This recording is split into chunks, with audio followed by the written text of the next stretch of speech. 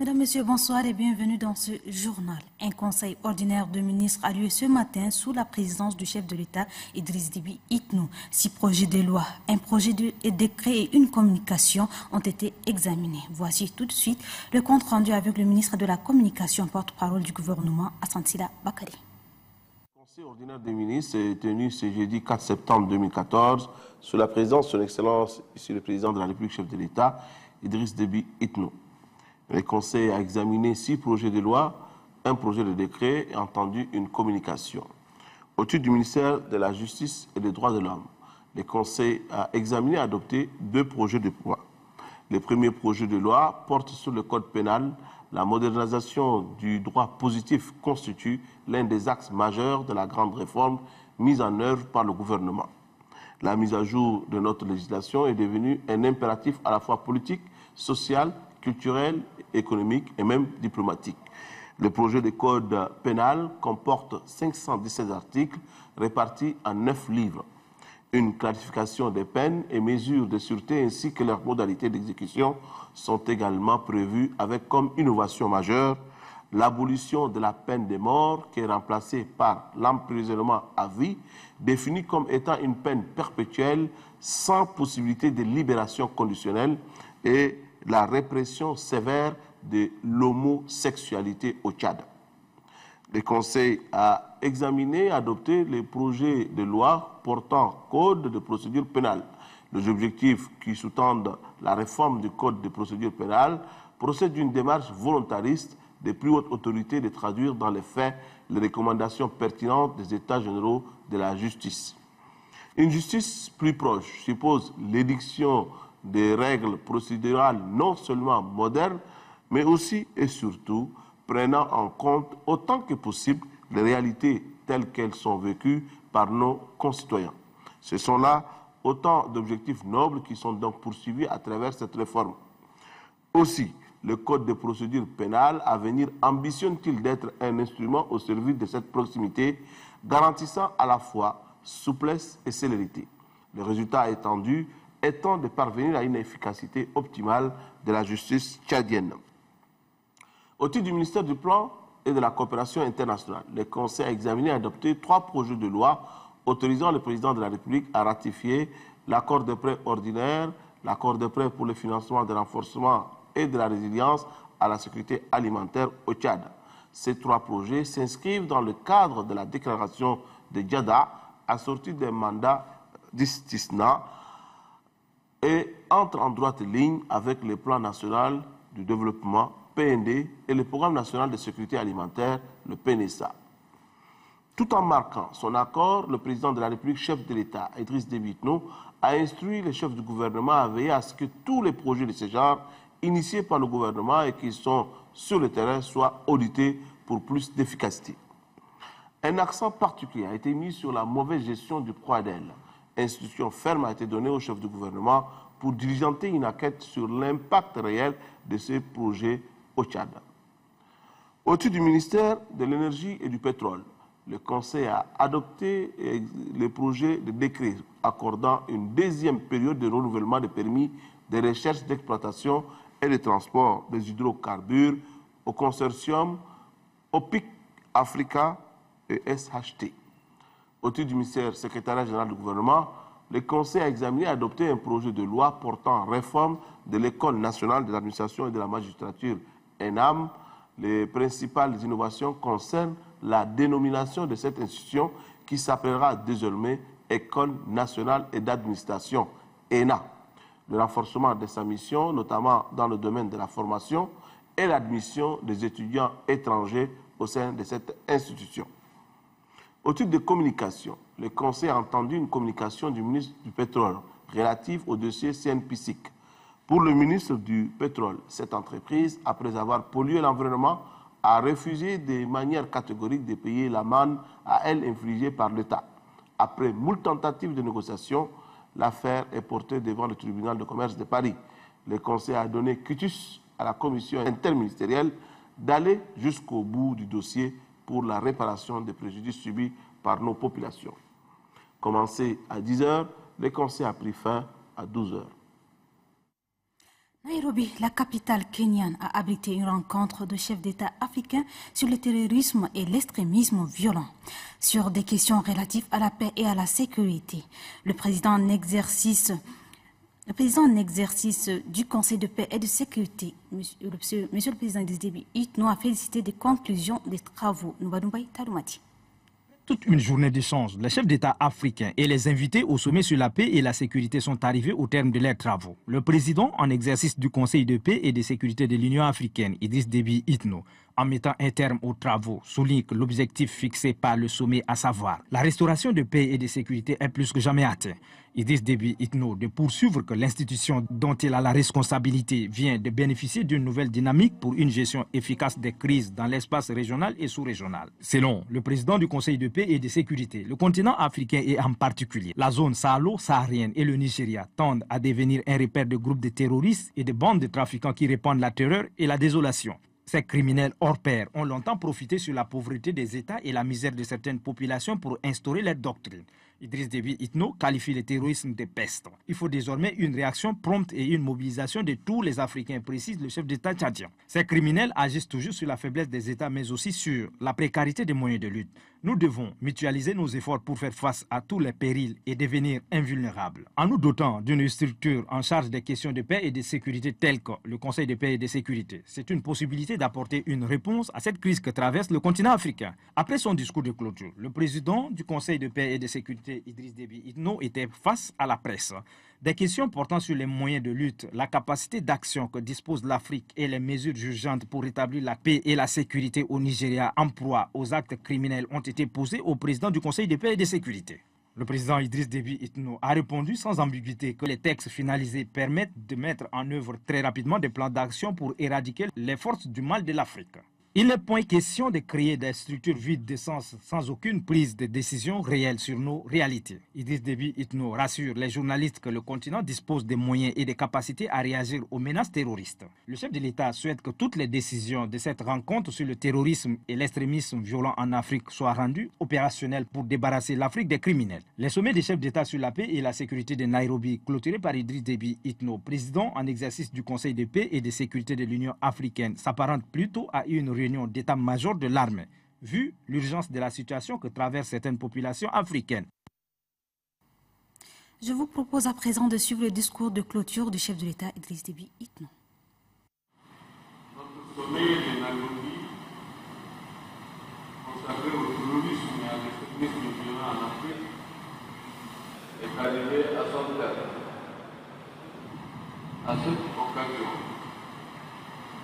je veux tout d'abord rendre un hommage bien mérité à leur excellence, la ministre du chef d'État, notre délégation, qui vient de donner toute la mesure de leur disponibilité en prenant personnellement part et de manière très active de nos travaux. Je ne saurais non plus manquer adresser toutes mes félicitations au chef de délégation, ministre experts, pour le travail admirable qu'ils ont abattu, et grâce auquel notre sommet vient de connaître le succès dont nous pouvons légitimement nous féliciter tous. Les résolutions que nous venons d'adopter doivent soutenir les progrès de faire dans leur application, car l'objectif recherché est de barrer la route aux forces du mal et puis de notre côté, qui déstabilisent nos institutions républicaines et qui enlèvent nos populations innocentes. Mesdames et messieurs, ce sommet se comporte dans notre engagement et notre détermination à réaliser progressivement la paix, à sécuriser la stabilité dans notre continent, l'Afrique, grâce précisément aux nations concrètes, concertées et organisées que nous comptons renforcer et consolider tant au niveau de nos États puis individuellement au niveau de notre ensemble de régions sous le débat. Mesdames et messieurs, nous pouvons tirer de l'eau sur nos assises sans exclure notre gratitude aux amis et partenaires de l'Afrique qui sont toujours à nos côtés et qui continuent de nous appuyer dans notre lutte contre le terrorisme et l'extrémisme violent en Afrique. Je leur dirai à ces amis et à ces partenaires il faut nous apprendre comment le faire. Ça nous aiderait davantage pour nous prendre en charge nous-mêmes. Mais aussi, à cette occasion, féliciter le corps du journaliste, le traducteur, le personnel d'actifs qui nous ont aidés dans la réussite de notre sommet. En vous souhaitant mon retour dans nos pays respectifs, je déclare clos les travaux de la 455e réunion du Conseil de paix et de sécurité consacrée au terrorisme et à l'extrémisme violent en Afrique. Je vous remercie. Deuxième session ordinaire du Conseil économique, social et culturel. L'ouverture de travaux a lieu ce matin en présence du Premier ministre Kalzebe Païmi-Debe, placé sous le thème « Quel système éducatif pour un Tchad émergent ?» Cette session offre l'opportunité au Conseil et à ses partenaires de jeter les nouvelles bases pour mieux réfléchir sur les mots qui entravent le système éducatif. Grand Kacham Irima. Le Premier ministre Kalzebe Païmi-Debe a rehaussé de sa présence la deuxième session ordinaire du Conseil économique, social et culturel. Placée sous le thème « Quel système éducatif pour un Tchad émergent ?» Cette deuxième session ordinaire du Conseil économique et social est un cadre d'échange et de partage entre les membres du Conseil et les partenaires du système éducatif. Le thème de la session assez révélateur, témoin de l'engagement du Conseil économique, social et culturel, a porté sa pierre de construction de l'école tchadienne qui est confrontée à d'énormes difficultés qui sont d'ordre matériel, humain et didactique. Pour le Conseil économique, social et culturel, la construction d'un pays émergent passe nécessairement par la formation et l'encadrement de la jeunesse dans toutes ses composantes. C'est pourquoi le président du Conseil économique, social et culturel, Mahamad Abdallah Nassou, invite les participants à une réflexion pointue sur le système éducatif tchadien, car pour lui, l'école de la Renaissance est un engagement de plusieurs autorités. La deuxième session ordinaire du Conseil économique, social et culturel augure un lendemain meilleur. Les résolutions issues de ces échanges seront soumises au gouvernement afin de redorer le blason du système éducatif tchadien. À la primature, le chef du gouvernement Kalzebe Païmi-Debe a reçu ce matin la coordination de partis politiques de la majorité présidentielle conduite par son coordonnateur Hamid Dahlop. Les membres de la dite coordination sont allés partager avec le Premier ministre leur vision pour les prochaines échéances électorales. Adoumbe Hortense. La coordination des 34 partis politiques de la majorité présidentielle se déploie pour mieux affronter les opérations électorales à venir. Face au Premier ministre, chef du gouvernement, Kalzebe Païmi-Debe, les membres de cette organisation politique, conduite par le coordonnateur Hamid Mahamad Dahlop, ont dévoilé leur stratégie commune visant la victoire éclatante du président du parti rassembleur Idriss Déby Itno aux prochaines échéances électorales. La coordination a, au cours des échanges avec le Premier ministre Kalzebe Païmi-Debe, exprimé ses satisfactions au gouvernement et au chef de l'État pour avoir impliqué sans distinction les différents partis politiques dans la gestion de la chose publique. Hamid Mahamad Dahlop, coordonnateur des 34 partis politiques de la majorité présidentielle. Nous avons, sur notre demande, été reçus ce matin par Son Excellence, Monsieur le Premier ministre, pour d'abord le remercier et surtout remercier le chef de l'État. Le chef de l'État qui a bien voulu que le parti politique membre de sa majorité puisse être associé à la gestion de la chose publique. Aujourd'hui, quelques chefs de partis politiques sont nommés à des postes de responsabilité. Donc nous sommes venus d'abord les remercier pour cette avancée. Par ailleurs, nous avons aussi profité pour échanger avec Monsieur le Premier ministre sur la situation politique de notre pays. nous allons partir bientôt aux élections. Il faudrait que la majorité de temps en temps puisse se retrouver, discuter sur les démarches qui doivent donc lui permettre de resserrer ses rangs pour pouvoir donc avancer dans les meilleures conditions possibles. Nous sommes des partis avec d'obédience socialiste, d'autres républicains, etc. Et l'ambition des uns et des autres, c'est de s'afficher sur la scène politique, mais aussi d'appuyer la politique du chef de l'État autour duquel ce groupe est constitué. La coordination des 34 partis politiques de la majorité présidentielle est sortie de la rencontre avec le Premier ministre avec des idées plus claires et plus précises. L'heure est à restructurer les organes de base et à resserrer davantage leurs rangs. Sachez aussi que le Premier ministre Kalzebe Payumideba, à la tête d'une forte délégation, se trouve depuis cet après-midi à Bangor, dans le Mayo-Kibi-Est. Le chef du gouvernement s'est rendu à Biliam Orsi, dans la sous-préfecture de Rigaza. Cette localité située à 45 km de la ville de Bangor, le Premier ministre est allé compatir avec les familles endeuillées et livrer le message de la paix à cette population. À la population de Biliam Orsi, le Premier ministre les invite à la cohabitation pacifique et à la cohésion. Je vous invite à suivre un extrait de ces propos. Je voudrais vous rappeler que la vie a un caractère sacré. Personne n'a le droit de mettre fin à la vie humaine, à la vie d'un être humain. Parce que la vie d'un homme, c'est pour chacun de nous un don, une faveur de Dieu. Personne n'a le droit de mettre fin à la vie humaine. Depuis 2008, le Tchad a commencé par fumer le calumet de la paix. Et cette paix arrachée de haute lutte, après des sangs versés, des sangs de Tchadiens innocents versés. Donc, aujourd'hui, nous avons, grâce à nos intrépides soldats, au premier rang desquels le président Idriss Déby Itno, nous vivons dans la paix. Et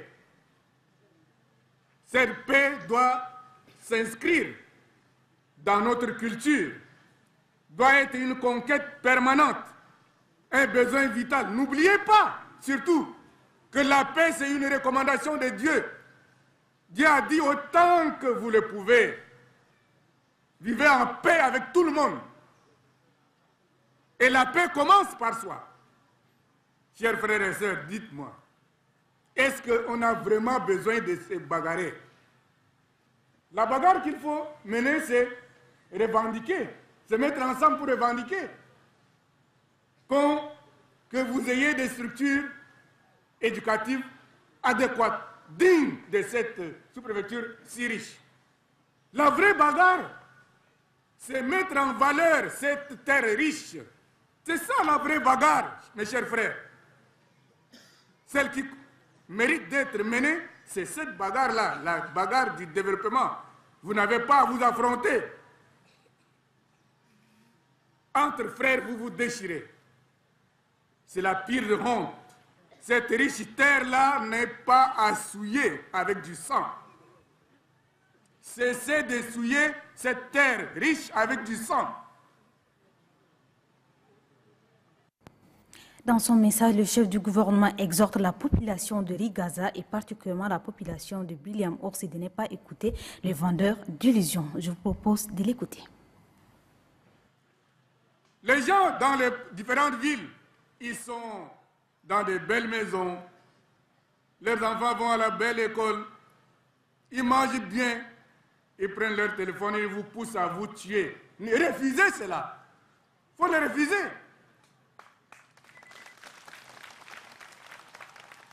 Sachez que le Tchad est une république dans une république est régie par des lois. Et quand vous causez du tort, vous vous exposez à la rigueur de la loi. Des vies humaines sont tombées ici. Le sang a coulé.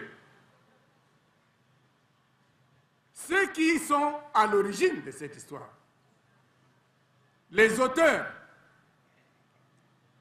les complices, ils vont subir la rigueur de la loi.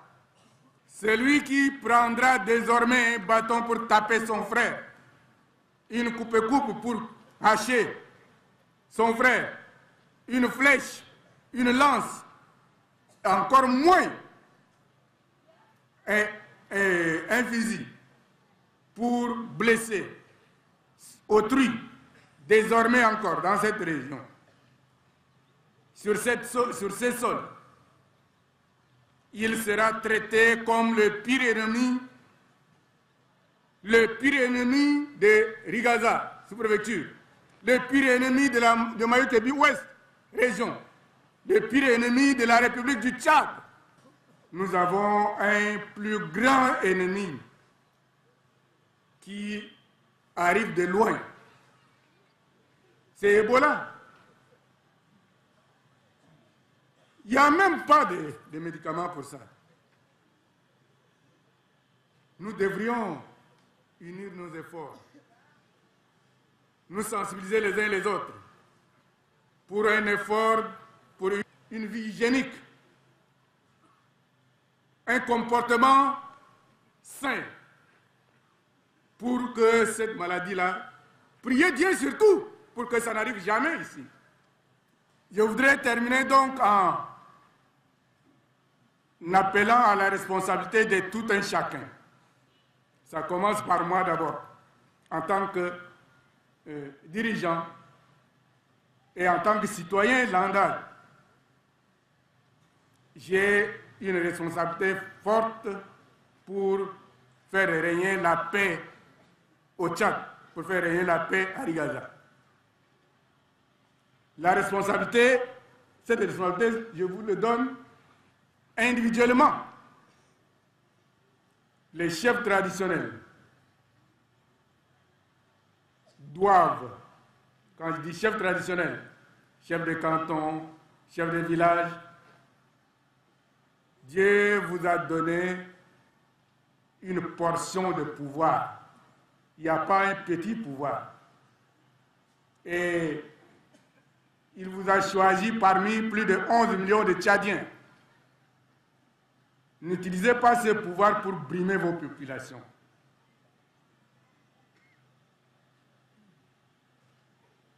Vivez en bonne intelligence avec votre population. Soyez vigilants. Les premiers agents de sécurité, c'est vous, chefs traditionnels. Dénoncez tout ce qui arrive chez vous, que vous ne connaissez pas et qui vous semble flou. Des coupeurs de route, d'enleveurs d'enfants, etc. Vous devrez veiller à cela. Les chefs de canton, ça, je parle aux chefs de canton du Tchad entier. Le chef de l'État a été bienveillant, il les a bien écoutés, il les a gâtés. Il faut qu'ils rendent l'ascenseur. Rendre l'ascenseur, c'est quoi? C'est tenir bien leur canton, c'est tenir bien leur population, ne pas maltraiter la population. L'adoption d'un manuel de procédure administrative, de projets et d'un plan de renforcement de capacité de parties prenantes au programme cadre intégré renforcé du Tchad est au centre d'un atelier de validation. C'est une initiative du ministère de l'Économie, du Commerce et du Développement touristique. C'est le secrétaire général du ministère qui a ouvert les travaux. Un reportage de Mamad Sougui rendu par Djourdebe Angèle. Au cours de cet atelier, 2 documents seront examinés avant leur validation. Il s'agit du manuel de procédure administrative et du plan de renforcement des capacités de parties prenantes au programme cadre intégré renforcé au Tchad. Les documents assortis de ces travaux permettront aux acteurs impliqués de mieux cerner leur rôle pour plus d'efficience. Officiant la cérémonie, le secrétaire général du ministère de l'économie, du commerce et du développement touristique a indiqué que cette rencontre est d'une importance capitale. Les manières de procédure dont vous êtes appelés à valider le contenu décrit le processus de mise en œuvre des opérations administratives financières de l'unité de mise en œuvre du cadre intégré renforcé dans le cadre de l'utilisation des ressources qu'elle reçoit des partenaires techniques et financiers et également des fonds de contrepartie nationale. Le secrétaire général du ministère de l'économie et du commerce souligne par ailleurs que dans les jours à venir, il sera adopté une stratégie nationale dans le domaine commercial.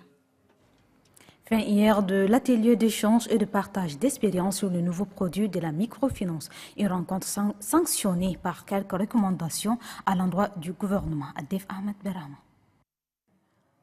À l'issue des échanges fructueux sur les nouveaux produits des microfinances, notamment les crédits épargne avec éducation, les participants à cet atelier ont eu à apprécier les changements bénéfiques perceptibles au profit des femmes rurales.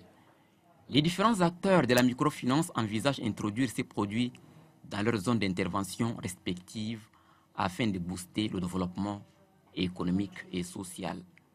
Le programme d'appui au développement local et à la gestion des ressources naturelles est disposé à accompagner les acteurs de la microfinance dans ces domaines. Le PADL-GRN entend renforcer leurs capacités en organisant une séance de formation pour ceux qui auront manifesté le besoin. C'est dans cette perspective qu'il a été publié au cours de cet atelier un avis à manifestation d'intérêt. Les participants souhaitent que le gouvernement apporte un appui financier conséquent pour la reproductibilité de ces nouveaux produits financiers. La direction de prévention du ministère de l'Assainissement public a organisé un atelier de formation et de sensibilisation sur la corruption à Sarre, dans la région du Moyen-Chari. On prépare à cette rencontre les autorités administratives et les chargés des finances de la dite région. Maman Moussa Abamichib. Les autorités en charge de l'assainissement public et de la bonne gouvernance font de la lutte contre la corruption une préoccupation quotidienne. Raison pour laquelle un atelier de sensibilisation est organisé à Sarre dans le Moyen-Chari. Prenant part à ces rendez-vous de données et de savoir, dignitaires religieux, sociologues, juristes et membres de la société civile ont tous reconnu que la corruption est un fléau à combattre. La corruption dans le secteur public est l'une des pratiques encore vivaces et qui compromettent les efforts de développement de notre pays, celles de fléaux qui sont au cœur de la mauvaise gouvernance. Des communications axées sur le phénomène de la corruption, le rôle de la société civile dans la lutte contre ce mal, les méfaits de la corruption, l'arsenal juridique en matière de lutte contre la corruption et l'éthique et la déontologie dans l'administration publique ont été présentés. Les échanges autour de ces sujets ont permis aux participants de lever l'équivoque sur la question et de dégager des pistes de solutions. Il ressort des débats que la méthode de contrôle mise en place par le ministère de l'Assainissement n'obéit pas aux normes. Les participants dénoncent le manque de transparence, préoccupation que les responsables promettent de leur trouver de remède. C'est la fin de cette édition. Merci de votre bien aimable attention. Très bonne suite du programme sur Télévision.